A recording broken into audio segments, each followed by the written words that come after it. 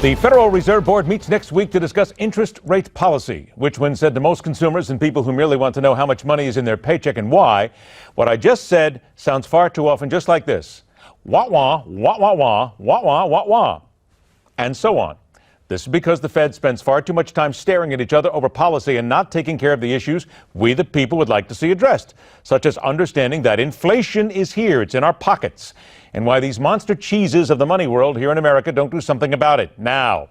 Let's begin there on another Money Monday. Welcome back to syndicated columnist, University of Maryland economist Peter Morici, along with the former denizen of Wall Street, author of The American Dream Under Fire, and soon to be heard on the Chicago airwaves at WIND 560 The Answer, Steve Beaman. Gentlemen, thanks for joining us. Wah, wah, wah, wah, wah. Let's see if we can do a little bit better. Peter, your article, Fed should focus on inflation. Wait a minute, Peter, I thought the Fed was concerned about inflation. Could fool me. You know, inflation has been up above 2% a year for several months now, if we subtract energy. We've been getting a free ride because of falling oil prices. Well, guess what? They have turned around. And as the numbers come in the months ahead, inflation will be above 2%. And by the way, that's a pretty soft target anyway. When I was in school and when Janet Yellen was there with me, 0 was the target. But, you know, easy money is good for Democrats. They can borrow and spend. And so they're reluctant to do their job. And that is bring inflation under control and stop all this monetary permissiveness. All right, now, wait a minute. I'm going to go right there with you, Steve, because exactly what monetary permissiveness, what Peter just said, and the wah-wah that I just gave at the beginning of all this, always makes people, they're confused. What is the Fed actually doing to try and help put money in their pocket? Well, the first thing that has a rubber meets the road quality, Ed, that you might think about is this Fed policy of keeping interest rates at or near 0 has been fuel like a fire to Wall Street. The stock market has gone from its lows at 7 or 8,000 up to this 18,000 level because there's nowhere else to go. So the 401ks people have, the IRAs people have, those are booming because of this low interest rate environment. And that is where the rubber meets the road for folks. Okay, then, Peter, why is it then, we've talked about Janet Yellen here dozens of times, your point in the article, the best antidote is for the Fed to gradually raise the interest rates. I'm going to ask again, why then, if that's not, it's obvious, according to you, and so many other really great economists that I respect, why then does Janet Yellen not pull the trigger? What's she see that we don't? Well, the real problem here is that the economy is not functioning as it should, only 2% growth.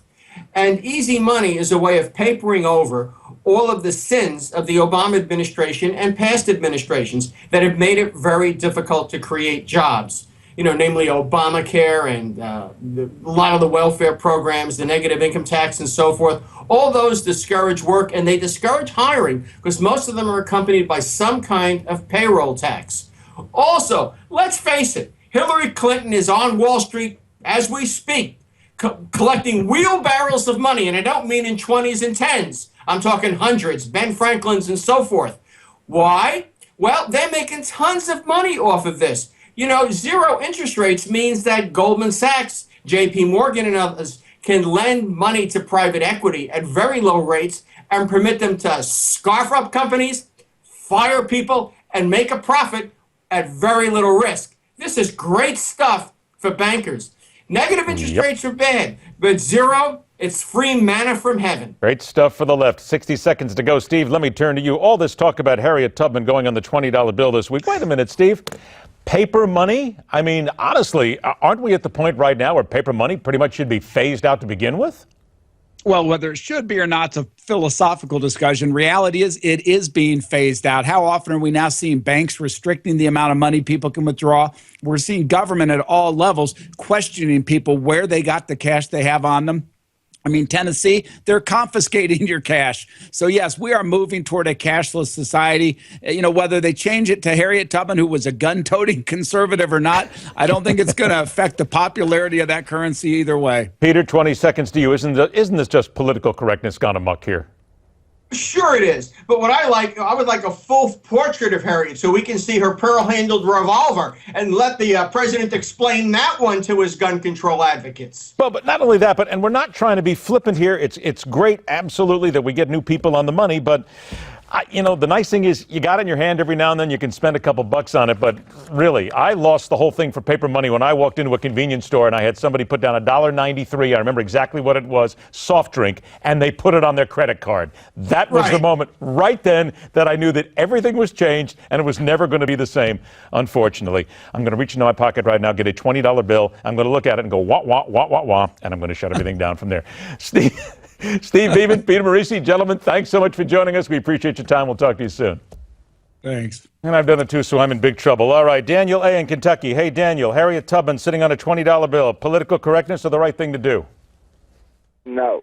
No what? I think that Andrew Jackson is a disgrace to the Native American people, and Chief Joseph should be put on the $20 bill. Okay, but people talk about the fact that Andrew Jackson owned slaves. So did George Washington, Thomas Jefferson, and James Madison. Yes, I know it is. But the Native Americans have suffered way more than any slaves.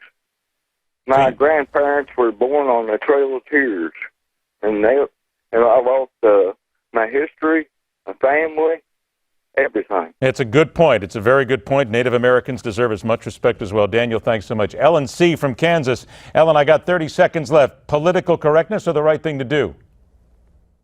Can you repeat that? I didn't hear what you said. Harriet Tubman's on the $20 bill. Is it political correctness or was it the right thing to do? 20 seconds. PC. Politically why? correct. Why? Because it's election year. So being an election year, you Everybody- think President Obama is doing it just to curry favor with Democrats? Yes, I do believe so. Okay, it's not a bad idea because that's what a lot of people are saying. And again, as Peter Morici said, he also thinks it's political correctness as well. Ellen, thanks so much for joining us. Daniel as well. Don't worry about it. We'll get back to a whole lot more of these. Like I said, I've done this before. Trust me, I'll take you down the right road, all right? John Gizzi from Washington, D.C. is next. We got a lot to talk about. Stick with us. The Hardline continues.